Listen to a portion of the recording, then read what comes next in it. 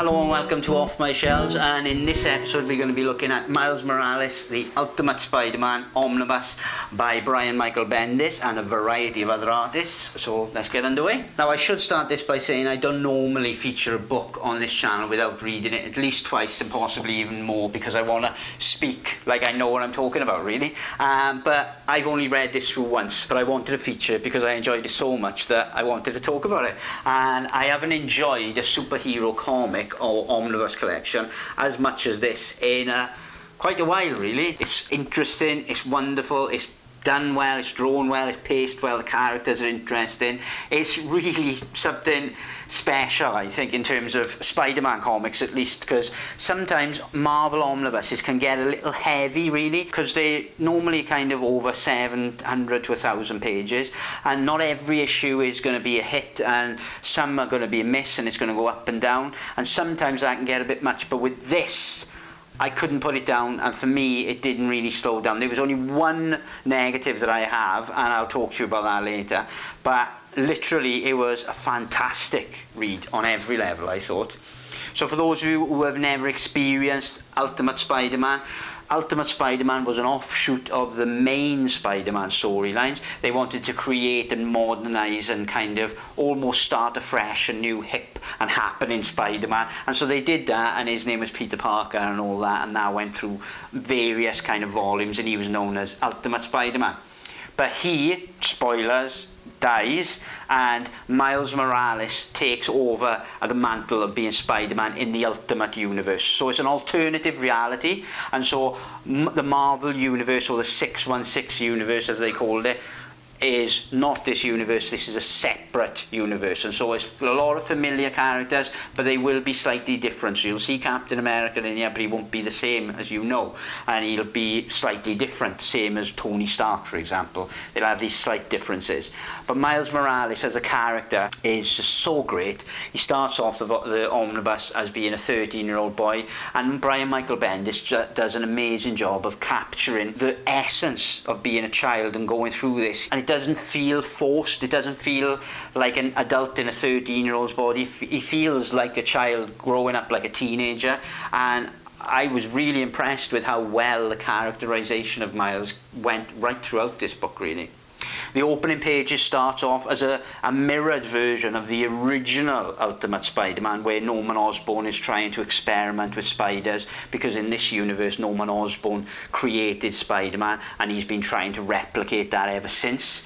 And so he basically has created this spider, which eventually finds its way to Miles, and Miles is bitten. But because of the amount of different experimentations Norman Osborn has been going through trying to recreate the accident that happened to create Peter Parker, the spider that bit Miles imbues Miles with different abilities. So he has the agility, the spider sense, the strength, but he also has other abilities like the ability to camouflage and the ability to give almost electric pulses, which he calls venom blasts. And so the first story arc is essentially him finding out that he has these powers, getting bitten by a spider, but also starting in a brand new comprehensive school. And so there's lots of change right early on in his life. But the one thing he doesn't want is he doesn't want to be Spider-Man, and he doesn't know what's happening. He thinks he's suddenly become a mutant or something along those lines. Spider-Man, as in Peter Parker, passes away in the pages of this book, and he sees that, and then that's his inspiration. So Peter Parker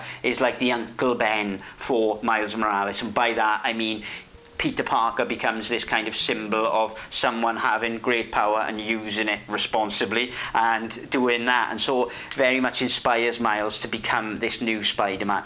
But he hasn't got a clue what he's doing, and he doesn't even know the lengths or depths of his power really. Like, you get through a good few pages before he actually turns in to being officially Spider-Man really. I think you get through about 5 or 6 issues before he then officially decides to comfortably be known as Spider-Man. But then he doesn't even have his web shooters yet. They come slightly later. The range of artists in this book as well is just brilliant in every way. Sarah Pacelli is fabulous, and she is one of the main constant artists throughout the books.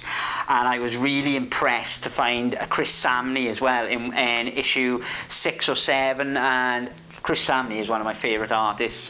Did Daredevil and Black Widow and a few other things, and to see him just pop up, because I didn't know he was going to be in here, was a real good surprise, and I loved that. And he drew an amazing Miles Morales.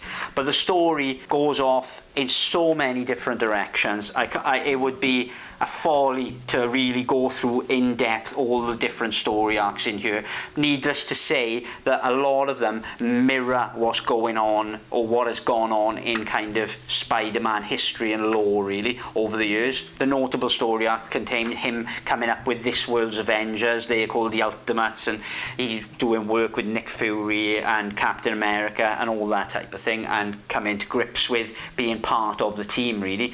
And even the team coming to grips with having this 13, 14-year-old kid as part of it, because they don't want him.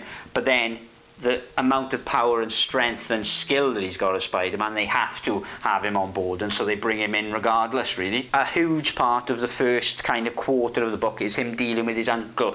Now, without spoiling too much, his uncle is a criminal, and that's the reason that he has his spider powers, really, is because his uncle was breaking into somewhere and unwittingly brought the spider back to his apartment, and it bit Miles. A lot of the first kind of quarter of this book is that relationship between the two, and that was really amazing. And I absolutely hated Uncle Aaron by the time this kind of story arc came, because he was not a very nice uncle to Miles, I don't think, but I'll leave you find that out. And then you should be aware it does kind of go into different events. Now, namely, it goes into one of the events, the United We Stand event, which basically was an event various massive criminal organisations tried to take over America in the Ultimate Universe, and various things. It's too detailed to go into, but it goes into that. But thankfully for that arc, it very much focuses on Miles and his father, and there's a larger things going on, but it doesn't have a gigantic impact on the story if you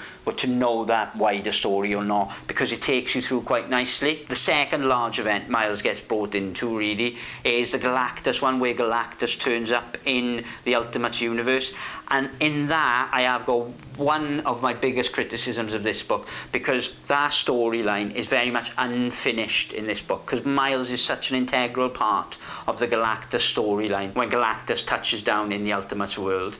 But it doesn't tell you the end or the culmination of that story. It gives you a brief little write-up, but it really doesn't do any justice to the issues that come before, because you have a lot of build-up to this final meeting with Galactus, but then because that happened outside of Ultimate Spider-Man, they don't feature the pages in here at all, which I think is a great shame, really, and should have been in there. The Spider-Man mini-series is in here as well, where he actually meets Peter Parker from the 616 universe, and that was done super well as well. And Mysterio was involved, and the way the story structured and told itself to get those two worlds together was fantastic. And then Peter Parker in that other world was great as well, because obviously everyone knows he's Spider-Man and everyone thinks he's dead in this new world that he's gone into, and so the way he handled it and the writing of both characters in those issues was really good. One of the best, if not the best, story arcs in this book, really, I found, was when Venom came into it, and Venom really had a gigantic impact